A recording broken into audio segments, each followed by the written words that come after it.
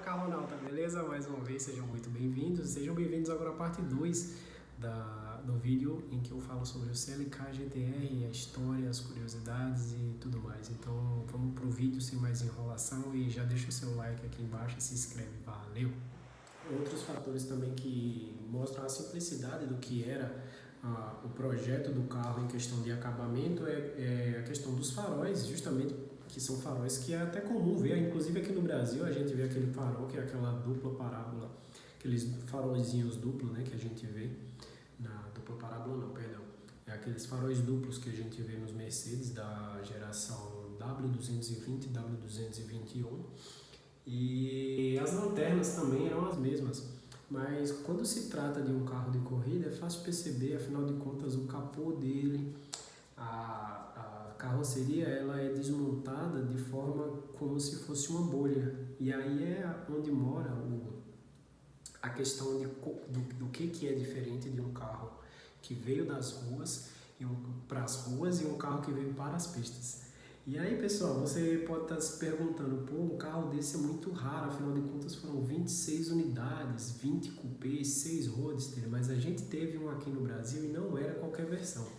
A versão que a gente teve aqui no Brasil foi uma versão feita para as pistas, exatamente aquela que corria nas pistas, que pesava, para ser mais exato, 1.082 quilos. E ela pertenceu ao dono da fazenda Capoava, o empresário Alcides Diniz, que inclusive em sua coleção tinha carros bem exclusivos de fazer inveja a qualquer colecionador famoso aí do exterior. Era o caso do DB9R, era o caso do Bugatti EB110 e entre outros carros que eram bem exclusivos e que, verdade seja dita, ele tinha muito bom gosto para carro, embora tivesse um gosto questionável para, digamos assim, a aparência do veículo. Mas ele era um cara apaixonado por carros, tanto é que o autódromo da Capoava, feito na fazenda dele, está lá até hoje e há poucos dias atrás teve a estreia, né?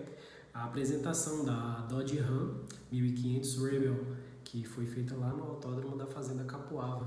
E aí você pergunta, pô, mas e o que aconteceu com esse carro? Cara, interessante esse carro. Ele ficou aqui no Brasil e com a morte do Alcides em 2006, a família começou a se desfazer dos carros. Afinal de contas, manter uma coleção de carros não é só questão de dinheiro. Precisa ter um carinho, precisa ter uma certa atenção e precisa gostar. Afinal de contas, fazer aquilo por obrigação não tem sentido nenhum, não traz o mesmo resultado que o dono ou a pessoa que realmente gosta de fazer aquilo traria.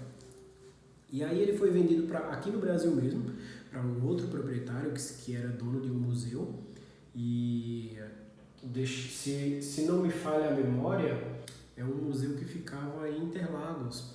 E ele ficou aqui, e esse carro ficou aqui até agosto de 2016, pertencendo ao proprietário desse museu que ficava em Interlagos, mas posteriormente ele vendeu, provavelmente aí em meados de outubro ou finalzinho de setembro de 2016, ele fez a venda desse carro para um colecionador dos Estados Unidos. E o carro, infelizmente, saiu daqui, um carro de corrida, um carro que foi feito para as pistas e veio para cá, para o Brasil, da forma que saiu para as pistas, não é um carro de rua. E ele foi vendido até que barato, porque, assim, obviamente que a gente não tem detalhes dessas transações. Afinal de contas, a gente está falando de gente muito famosa, muito, digamos assim, não vou dizer importante nem famosa, mas são pessoas que possuem muito dinheiro e gostam do sigilo, não querem esse tipo de transação aberta, né? E aí o que acontece? Como a gente não tem detalhes, mas sempre surgem rumores, uma pessoa que viu o carro ser mandado ou coisa e tal, tanto é que tem fotos que foram enviadas para os editores do Flatout, a página de entusiastas, enviadas por WhatsApp em 2016 do carro partindo do aeroporto de Viracopos com direção ao aeroporto de Los Angeles, na Califórnia, e de lá ele ia partir para os Emirados Árabes Unidos, que seria o destino final dele. E estima-se que eu digo, o pessoal comenta, digamos assim, no backstage,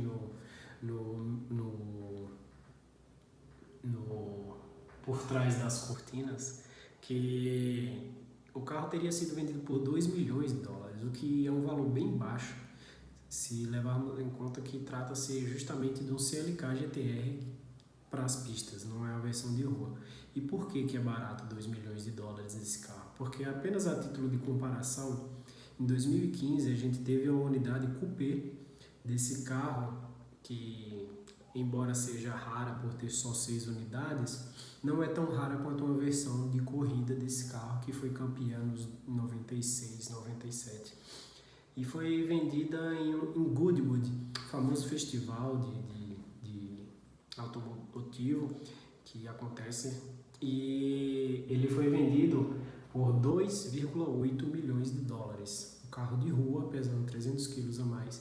Enfim, aí você pode questionar, mas foi um caso isolado. Apenas para, novamente a título de comparação, em 2017 havia uma venda, um coupé, que foi vendido por 2,45 milhões de dólares. Perdão, 2,45 milhões de euros.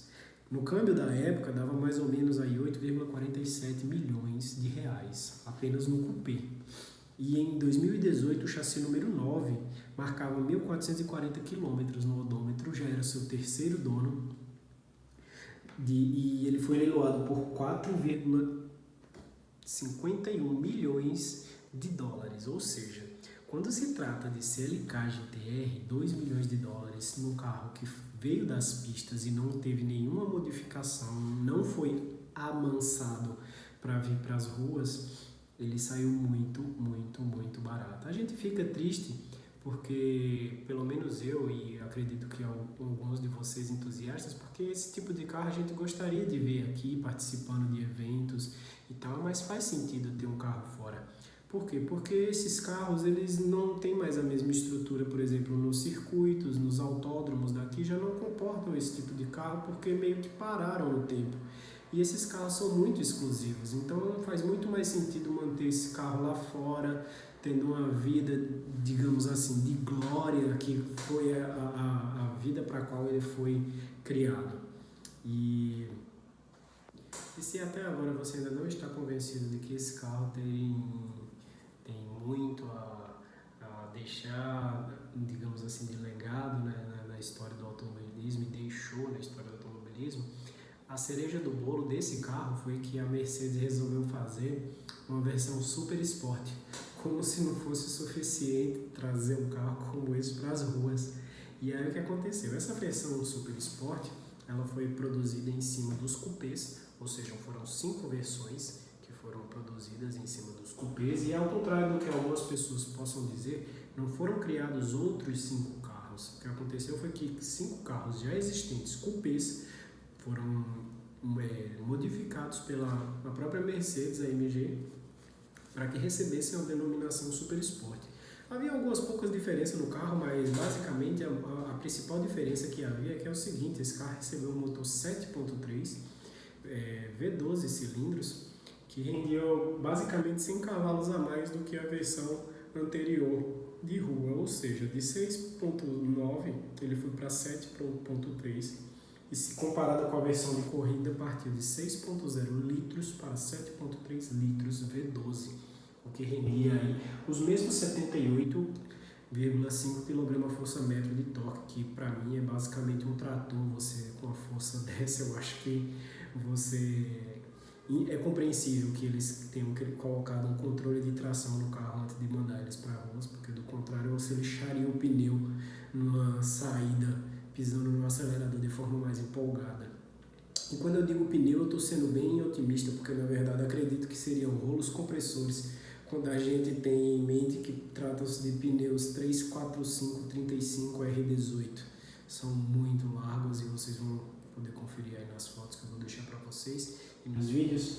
E voltando à versão Super Sport, o que acontece? O primeiro chassi Super Sport que foi modificado pela Mercedes foi o chassi número 1 de 25, né? O chassi #1. E aí o que acontece? Esse chassi ele foi modificado para que recebesse a configuração Super Sport. No entanto, ele não recebeu o badge da Super Sport, ou seja, embora ele seja um Super Sport, ele lá atrás na denominação do carro está lá CLK GTR AMG. ele não está escrito Super Sport, porque naquela época ele não seria o primeiro, né? Ele foi modificado, mas estava sendo modificado um outro, que era o chassi número 17, e esse chassi número 17 estava previsto para ser o primeiro. E então o chassi número 1 saiu como Super Sport e o 17 foi o primeiro a receber realmente o badge Super Sport. Vou deixar a foto aí para vocês conferirem. E esse chassi Super Sport ele foi vendido para um senhor colecionador que morava em Dubai. Em seguida ele foi vendido para um proprietário na Suíça e depois de um tempo ele foi vendido para um proprietário na Inglaterra e hoje ele roda por lá. E para os curiosos que queriam saber o que aconteceu com o chassi número 11 do McLaren F1, que deu origem a esse carro tão icônico, o que aconteceu foi o seguinte: depois de utilizar ele como protótipo, protótipo, para a criação do CLK GTR, a Mercedes AMG devolveu esse carro à equipe de corrida, e a equipe de corrida, por sua vez, também devolveu ele à McLaren, que colocou ele modificou ele para as configurações de rua e personalizou ele de forma que ele pudesse rodar nas ruas. E hoje, depois de um tempo parado, ele foi leiloado no ano 2000 em Mônaco e hoje roda lá no ano 2000 e hoje ele roda no Reino Unido. Então é isso, pessoal, o que eu tinha para falar para vocês sobre o CLK GTR. Vou deixar na descrição alguns vídeos falando sobre esse carro, mostrando o carro. E eu espero que vocês tenham gostado de conhecer um pouquinho mais sobre um dos carros que com certeza é um dos meus preferidos. E se você gostou desse vídeo, compartilhe com seus amigos. Mais uma vez, deixa o like, se inscreve no canal, é muito importante. Siga a gente no Instagram para não perder nada, que eu vou fazer novas enquetes perguntando sobre o que vocês gostariam de ver aqui, dando opções sobre 2 ou 3 vídeos que a gente já tem gravado ou que a gente pode gravar para trazer para vocês de acordo com o que vocês queiram ver primeiro, beleza? Então muito obrigado mais uma vez e até mais.